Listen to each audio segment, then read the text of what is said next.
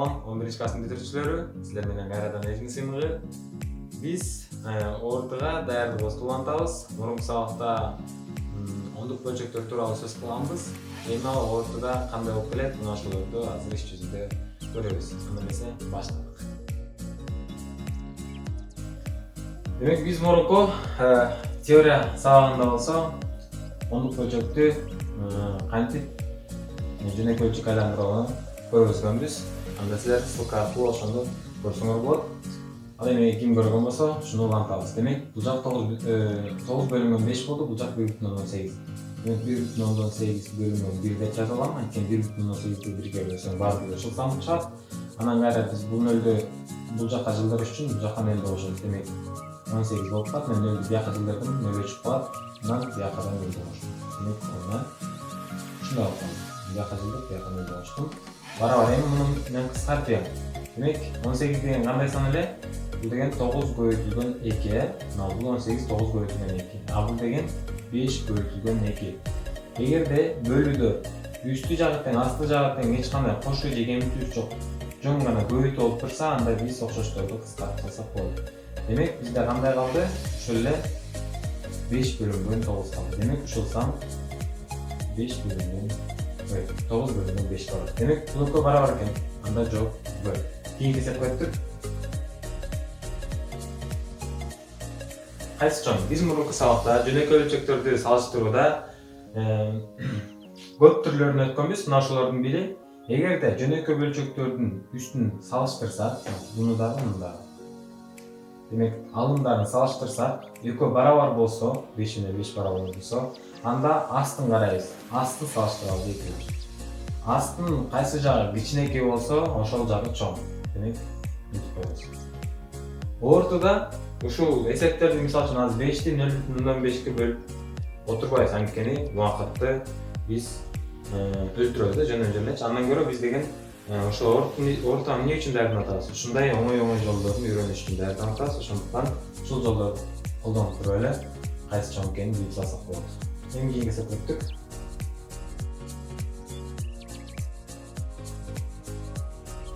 Эми эсепке көңүл буралы. Карасак, бул жакта эсептер окшош эле экен. 0,189, 0,111. Бирок ортосунда эмнелерден айырма болуп атат? Мына бул белгилерден айырма болуп. Бир жакта көбөйтүп, бир жакта кошуп болуп турат. Демек, мындай бизде эреже бар да. Эгерде бирден кичинекей санды нөлдөн чоң санды, демек бул жак 0 болсун дейлиби бул жер? Бул жак 1 болсун. Ортосунда сандар бар да, мисалы үчүн 0,5, 0,3 деген сыяктуу сандар бар да.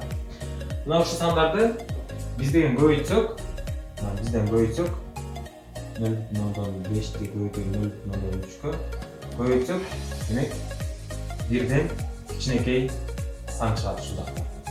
Бирден кичинекей сан чыгат. Түшүндүк, Демек улам кичирейет, ушул сандардан улам ылдыйга чыгат. А эгерде бирден чоңдорду мисалы үчүн 1,5 көбөйтүлгөн 2,6 десек, анда бирден чоң сан чыгат. Ушул жакта сан бирден чоң болот. Демек азыр бул сан кичирейет экен, ылдый көздөй кетет экен, артка кетет, артка. Демек бул жагын эсептейбиз анда. 0,189 кошулган 0,111. 9га 1 коштук 10, 8ге 1 коштук 9, бул жакта 1 бар болчу, ошону менен 10, анан бул жакка бул 1 болот экен. Демек бул деген бирден кичинекей сан чыгат, ошондуктан асы чоң болот. Кийинки эсеп көттүк. Демек бул эсепте кадимки жөнөкөй бөлчөк берилиптир. Жөнөкөй бөлчөктүн ичинде дагы мындай сандар бар. Демек муну буга бөлдү деп, бул жакта жөнөкөй турат. Демек биз деген мындан мисалы үчүн 2ден 0,7 кемитип отурбайбыз. 0,7ден 1 кемитип аны кайра буга бөлүп отурбайбыз. Биз деген жөнөкөй эле мурунку эрежелерге таянып туруп ушул эсептин кайсы чоң экенин билип койсок болот азыр. Мисалы үчүн, макул үстү жагынан 10 сан чыксын дейли, үстү жагынан 10 сан чыксын дейли. Ал эми асты жагынан демек кичинекей сандан чоң сан алып атпайбызбы, бирок чоң санын модулу минус болуп турат. Демек астынан минус чыгат экен. Ал эми биз мурунку сабактарда минуска плюсту бөлгөндө же болбосо плюска минусту бөлгөндө кандай сан чыгарын көрсөтүп берген ссылка аркылуу кирип ошол сабакты кайталасаңар болот. Демек бул жакта азыр бизде барабар терс сан чыгат. Ушул эсеп терс сан чыгат. Минус канча анын кажеттүүлүгүн жок эсептешти. Демек терс сан чоңбу же нөл чоңбу? Албетте нөл чоң. Демек жол Б. Кийинки эсепке өттүк.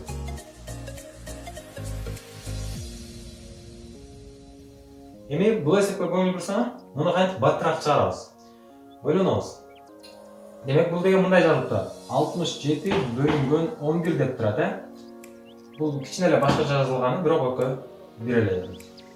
Бул болсо 6,1 деп турат. Жол болсо азыр. Эми эмне кылабыз азыр? Бул 11ден кутулушубуз керек. Мисалы үчүн, мурунку сабакта көрсөткөнмүн дагы, эгер кимдин эсинде бар болсо, мисалы үчүн бул жакка карап эле тургула. Мисалы үчүн 3 анан 3 деп коюна, эки вариант окшош болуп турат.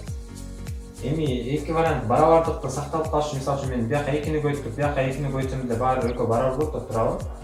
Ошондуктан мен дагы ушул принципке таянып, бул жакты дагы 11ге көйүтөм, бул жакты дагы 11ге көйүтөм. Ошондо эчтеке өзгөрбөйт, барабар эле кала берет. Анан 11 менен 11 кыскарып кетет.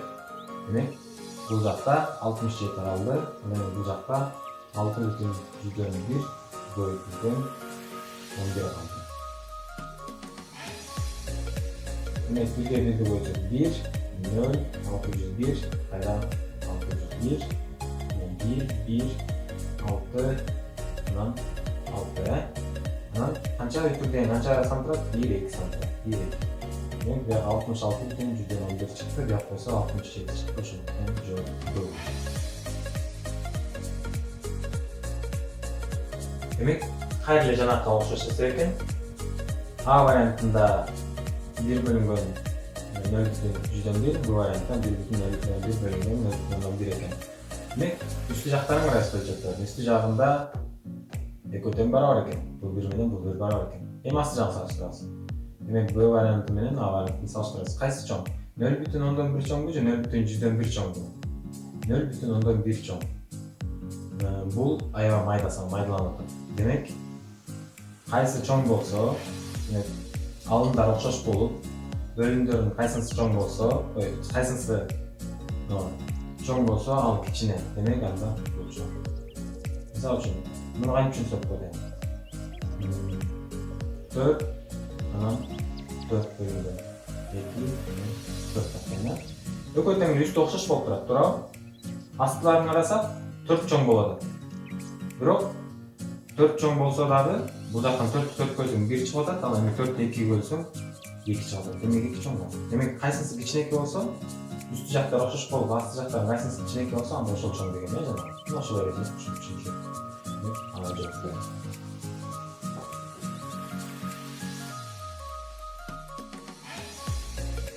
Эми бул эсепке көңүл буралы. А колонкасында ушундай эсеп берилиптир, Б колонкасында мына ушундай сан берилиптир. Демек, 1 өзүнө эле жазылган, кошулган. Бул кандай сан дедим эле? Демек, 1 бөлүнгөн 10 болсо, анда алдында 1 нөл бар дегенбиз, Анда бул кандай сан дедик эле? 1 бөлүнгөн 100 болсо, анда алдында 2 нөл бар дегенбиз. Кошуп берилип турат. Эгер 2 нөлдү жазам дагы, анан 1 жазам. Демек, 1ге 0,1 кошсок, силер мамжар түрүндө да кошуп көрсөңөр болот, мындай эле эсеп берейин. 1,1, 1,1. Анан кайра 0,100 кошсом ага, 0,100 кошсом 1,111 чоң. 1,111 чоңбу же 1,1000 чоңбу? Кайсы чоң? Албетте Б варианты чоң.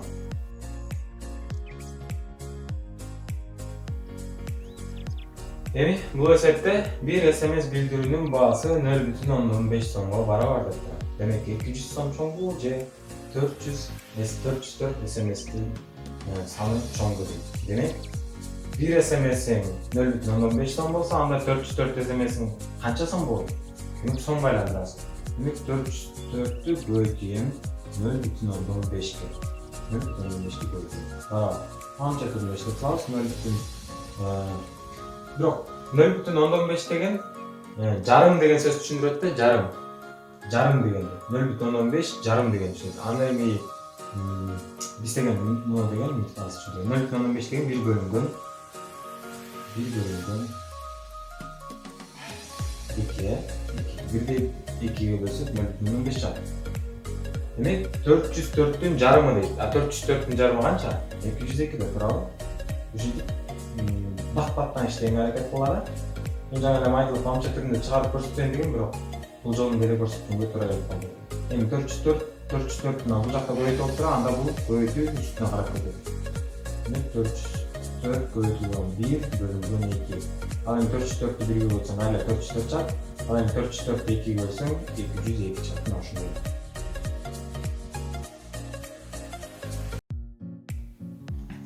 Эми бул эсепке көңүл буралы. Жанакы эсептерге кичине окшошуп кетет экен. Мен кайра кайталап жазышымдын себеби силер муну унутпасын деп атам да. Бирок жана эсеп эмес, башкачараак. Демек кайсы чоң? Эгер кимдин эсинде болсо, муну бат эле чыгарып коет азыр. Кимдин эсинде болсо, кайра түшүнүшкө туура келет. Демек 0дон кичинекей сандар көбөйтүлсө, анда ал улам сайын кичирее берет. Демек бул артка кетип атат. Бул болсо алдыга кетет. Демек бул жакты кошуну эсептеп коелу. Көбөйтүп атабыз, бул көбөйткөн учурда. А эгер кошуу болсо, бул жогорулай берет. Көбөйтүп алганда ылдыга түшүп кетет. Демек муну азыр кошуну эсептеп алайын. Мисалы үчүн 0,8 кошулган 0,8. Демек 8ге 8ди кошсом канча? 16. Мына 16 деп мектептин 16. Анан 0ге 0ди кошсом 0, анан кийин бул жакта 1. Демек 1,6 экен бул жак. А мен бирден кичинекей саны көбөйтсөм, бирден кичинекей сан чыгат. Демек 0 канча мындай сан келет да. Демек 0 баланча сан чоңбу же 1,6 чоңбу? Демек ага чоң 1,6 чоң. Көрдүңөрбү? Олордун максаты ушундай, логиканы иштетип туруп, бул жактагы эсептерди тез убакытта чыгарып коюу. Ал эми 0,99'ду 0,99'га көбөйтүп, анан кайра муну кошуп, анан салыштыруунун эч бир кажети жок. Силер убакытты унуттурасыңар бул жөнүндө.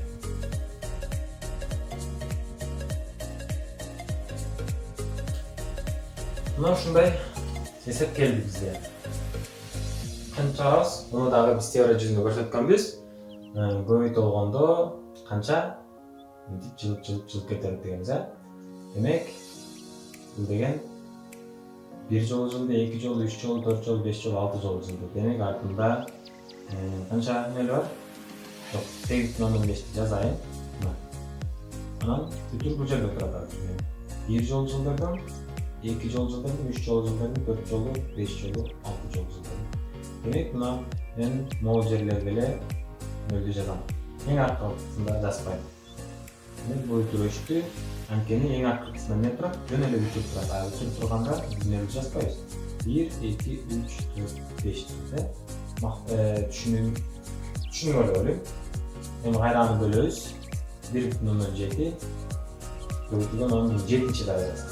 Демек муну канча? 7 жол. 1, 2, 3, 4, 5, 6, 7 жол жылдырат. Бирок эң артына жазбайм нөлдү. Нөлдөр мына могул жерлерге жазылат. Эң акыркысы бул деген бүтүр деген түшүндүк. 1, 2, 3, 4, 5, 6 нөл жазылды.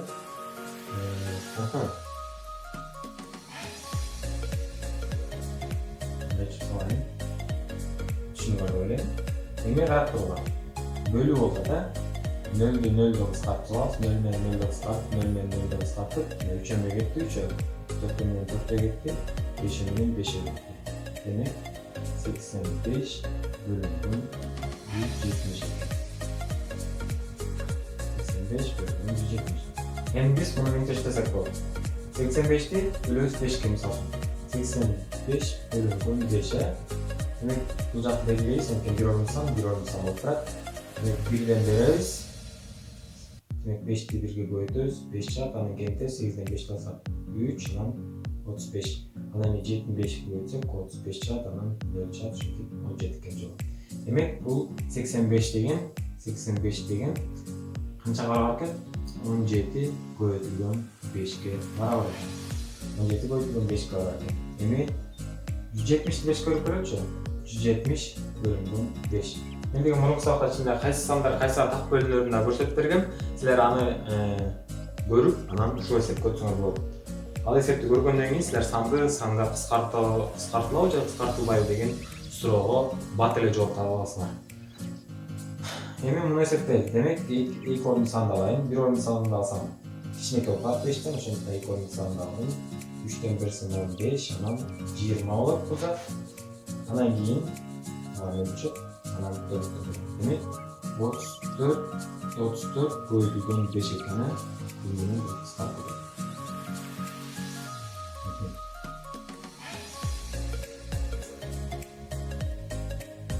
Бул жак 17 бөлүнгөн 1 калды, мордун 1 калды. Бул жак 17 бөлүнгөн 2 калды. 17 бөлүнгөн 2 калды. Демек, 17 менен 17 кыскарып кетет дагы. 1 бөлүнгөн 2 калды. Ал эми 1 бөлүнгөн 2 0,5ке барабар. 2000 жолу 0,5 чыкса, анда силер азаматсыңар. Бул эсеп аябай башталгычтар үчүн аябай эле оор болот. Бирок 0,5 чыкса, анда силер азаматсыңар. Мына ондук бөлчөктөр ортодо болжол менен кандай болуп келерин көрүп алдык биз. Эң негизгиси аягына чейин эсептөөдөн качып, эң негизгиси мындай кыска жолдорун тапканга аракет кылышыбыз керек. Анан теория сабагында өткөн ар бир эрежелерди жатканга аракет кылуу. Аны кантип жаттайбыз? Кечке эле практика кылып, жаңы эсептерди чыгарабыз. Түшүнбөй калган нерселер болсо, кайра видеолорду кайталап көрөбүз. Анан кийин ошондо гана ийгиликке жетишебиз. Силер менен элдин сыймы болду. Кийинки сабакта көрүшкөнгө чейин кош болуңар. Чын эле каналга жазылып, лайк басып, достору менен бөлүшкөндү унутпагыла. Бул каналга колдоо керек, силердин колдооңор коомдукташ.